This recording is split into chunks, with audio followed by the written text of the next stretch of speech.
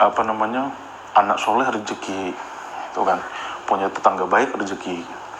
Nah, sehingga kita kesulitan memahami makna yang spesifik dari kata rezeki, ya kan, seperti itu.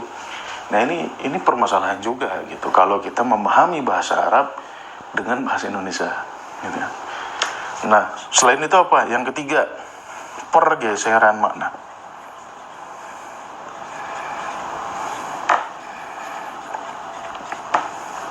Ya kan?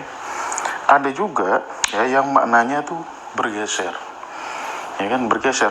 Tadinya maknanya dalam bahasa Arab itu apa? Gitu kan? Ketika dipahami dalam bahasa Indonesia, maknanya jauh. Contohnya apa? Jilbab yang paling gampang. Ya. Jilbab itu sebetulnya maknanya bukan kerudung. Jilbab itu baju panjang, menjulur sampai ke bawah, jubah lah gitu. Ya kan, kalau teman-teman ngelihat orang-orang terdahulu tuh, kalau mereka pergi kemana, orang-orang nomaden gitu kan, selain pakai baju daleman gitu kan, mereka juga pakai baju luaran, outer gitu. Nah, outernya itu kadang ada yang sampai nutup kepala, ya kan, dijadikan jubah, diikat sini sampai ke bawah. Nah, itu namanya jilbab. Ya, ada juga yang nggak pakai atap, yang pakai kepala gitu, dari sini ke bawah gitu ya.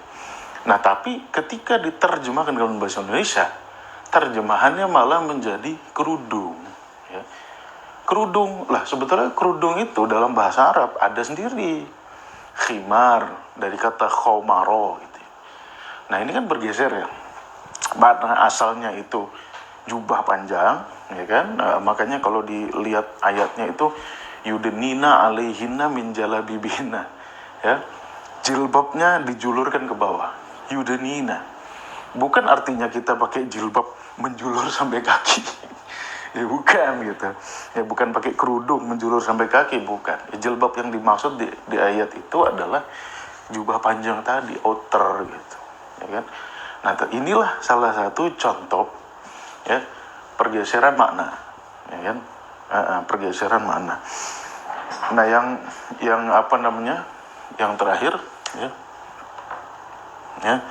Yang terakhir ini udah maknanya salah total. Ya kan? Salah total. Ya. Maknanya salah total gitu ya. Apa ya? Produksi, perluasan makna, pergeseran makna, maknanya salah total. Kalau di buku kuning saya itu sudah saya jelaskan itu ya, apa saja kekurangan dari terjemahan gitu. Maknanya salah total itu contohnya apa, misalkan izin ya, izin itu kita artikan syarat-syarat subjektif gitu ya. Izin kita mau jadi PNS harus bla bla bla bla bla gitu.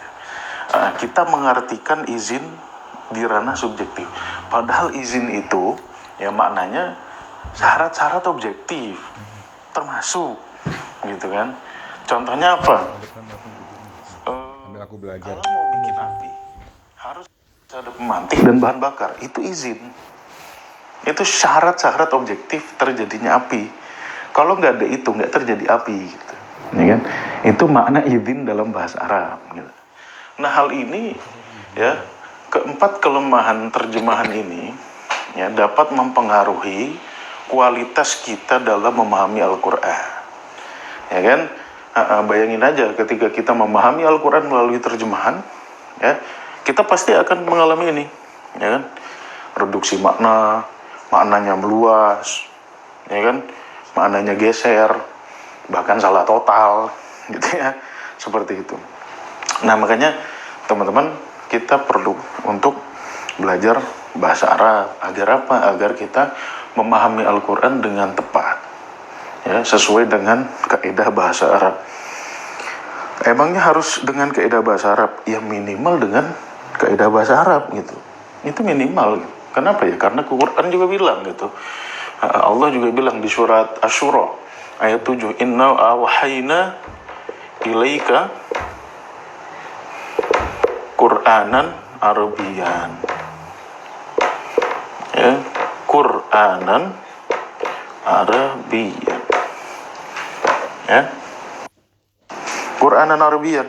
Aku mewahyukan kepadamu Quran yang berbahasa Arab. Ya, ada beberapa orang memelintir makna kata Arabian menjadi i'rab. Kalau Tuhan maunya memang i'rab, ya Tuhan pasti tulis di sini Quranan i'rab gitu. Bukan Quranan Arabian gitu. Adalah beberapa video dari kreator-kreator lain gitu ya. Tetapi di sini ya, kata-kata Quranan Arabian menunjukkan bahwasanya Quran itu berbahasa Arab. Kata-kata ya di belakang, kemudian ada tasdidnya itu menunjukkan karakteristik, ya kan? Contoh gini, Indonesia, ya kan? Indonesia bahasa Arabnya tulisannya Indonesia.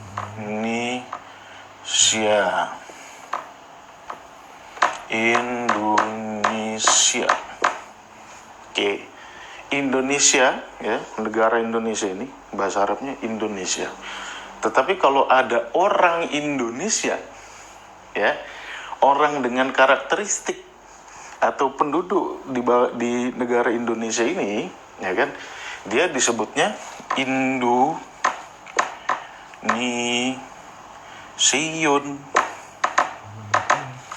Udah lama nggak nulis bahasa Arab.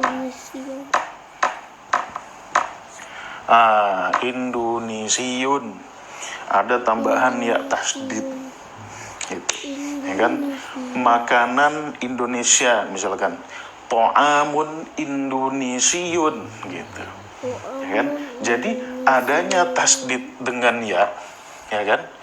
Ini kan kalau dipecah nih, ya ada Arab tambahan ya tasdid. Ya kan, ada dua. Ada Arab, ada ya tasdid. Artinya apa? Artinya Quran ini mempunyai karakter yang dimiliki oleh bangsa Arab.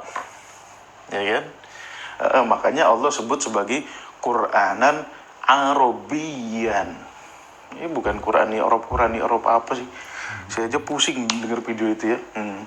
Ya kan? Quranan Arabian. Ya, sama seperti Indonesiun. Orang Indonesia Indonesiun. Ya kan? Apalagi Imam Bukhari misalkan, ya. Bukhari. Imam Al-Bukhari. Ya. Kenapa ada ya tasdid di belakangnya? Ya kan? Karena imamnya ini, ya, sang imam ini berasal dari daerah yang namanya Bukhara. Ya kan? Karena dia orang Bukhara, ya, ya. Karena dia orang situ, maka dia dikenal dengan nama Al-Bukhariyu. Ya kan? Jadi ya tasdid itu menunjukkan karakter, ya, dari sebuah daerah atau sebuah kota, ya kan, seperti itu. Ada ulama namanya Al-Makassari, ya kan, Al-Makassariyu sebetulnya gitu, disingkat jadi Al-Makassari gitu ya kan. Biasa dalam bahasa Arab itu selalu diwakof gitu. Al-Makassariyu itu artinya orang Makassar, ya. Al-Bantaniyu artinya orang Banten.